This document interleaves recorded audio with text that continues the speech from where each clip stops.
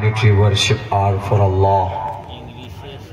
Peace be upon you, O Prophet, and Allah's mercy and blessings. Peace be upon us and righteous slaves of Allah subhanahu wa ta'ala. I bear witness that no one is worthy except of Allah subhanahu wa ta'ala. Drishti potam, vastra potam, satya potam, vaded vacham, jalam pabhed, tejasvana vadid vastuma viddishavehe, brahmanant manadi vishvakurdajam, satyam param shasvatam, vidya yassa sanatani nigambhirdai. Om Shanti, Om Shanti, Om Shanti. ये ओम को समझने में आपको time लगेगा।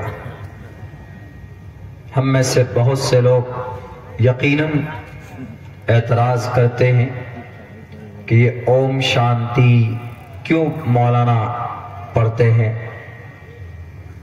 अभी जैसे बड़े भाई मुजाहिद हसनैन हबीबी साहब ने बात की मौलाना अरशद मदनी के ताल्लुक से कि मौलाना ने कुछ बातें तारीखी और हकीकी लोगों के सामने पेश की तो कुछ लोगों के पेट में दर्द हुआ कि मौलाना ये बात सही नहीं है। अगयार तो दूर की बात, अपने लोग कुफ्र के फतवे लगाने लगे।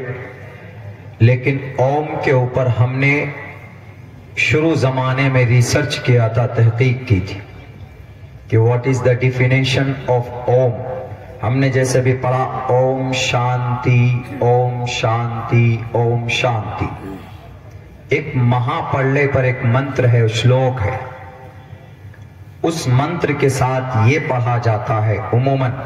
लेकिन मैंने दुआ के तौर पर पढ़ा है यहाँ पे, चूंकि संस्कृत है तो इसलिए दुआ के लिए हमने पढ़ा। लफ्ज संस्कृत है, लेकिन जब आप इसको अरबी में ट्रांसलेट करेंगे, कन्वर्ट करेंगे तो इसका मतलब कुछ और हो जाता है।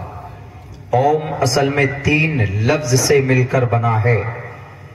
ओम आकार, मकार, सकार। और ये आकार, मकार, सकार 3 बड़े नाम का शॉर्टकट है। वो 3 बड़ा जो नाम है अकॉर्डिंग टू द हिंदुइज्म, हमारे भारत के, हिंदुस्तान के सनातन धर्मी भाइयों का अकीदा है कि उनका 3 बड़ा खुदा है, उनके 3 परमात्मा हैं। ये सच्चाई है उनके अकीदे के मुताबिक। एक ब्रह्मा है, एक विष्णु है और एक महेश, जिसको शिव भी बोलते हैं, उनको हरि भी बोलते हैं। जब इन तीनों नामों का शॉर्टकट निकालेंगे तो आकार, मकार, सकार, और आकार, मकार, सकार को और शॉर्ट करेंगे तो निकलेगा ओम।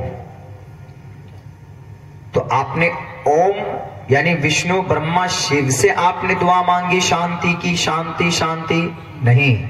हमारा मकसद यहां पे ओम, ब्रह्मा से मुराद अल खालिक है, क्योंकि ब्रह्मा का मतलब अल खालिक होता है, विष्णु का मतलब रब्बुल आलमीन होता है और शिव का मतलब अल कहार होता है। तो और हम शांति यानी अल खालिक, रब्बुल आलमीन और अल कहार किसका नाम है?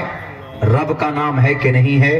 दलील कुरान करीम की ये आयत, वलिल्लाहिल अस्माउल हुस्ना फदऊहु बिहा। अल्लाह के बहुत सारे नाम हैं, जिस नाम से आप चाहे तो पुकार सकते हो।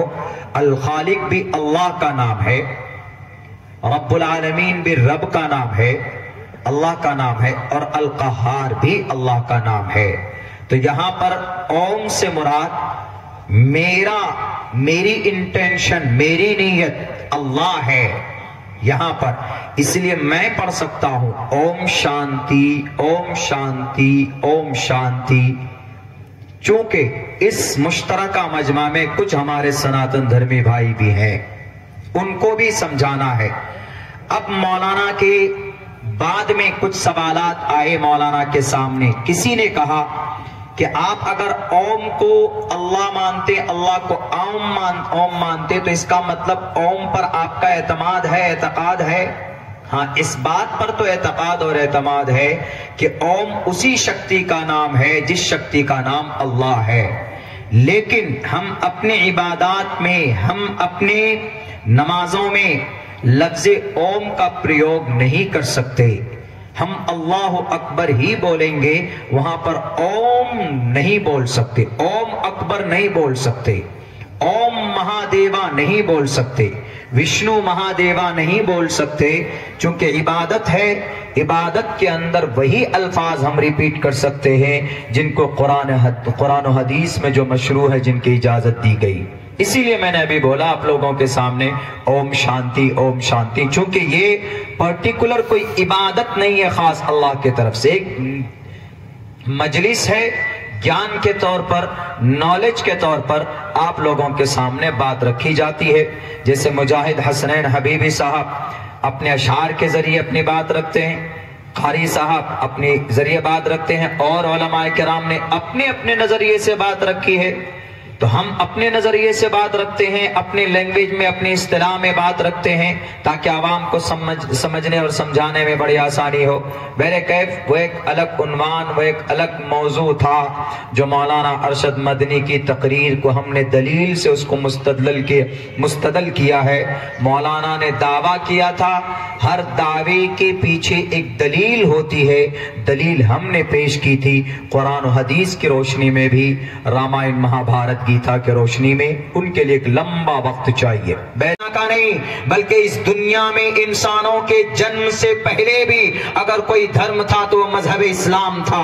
تاریخ اٹھا کر دیکھو، دنیا کا سب سے بہترین اور سب سے اچتم، سب سے اتم پوتر گرنتھ قرآن کریم کے اندر اللہ تبارک و تعالیٰ نے بیان کیا ہے، الستو بربکم، کیا میں تمہارا رب نہیں ہوں؟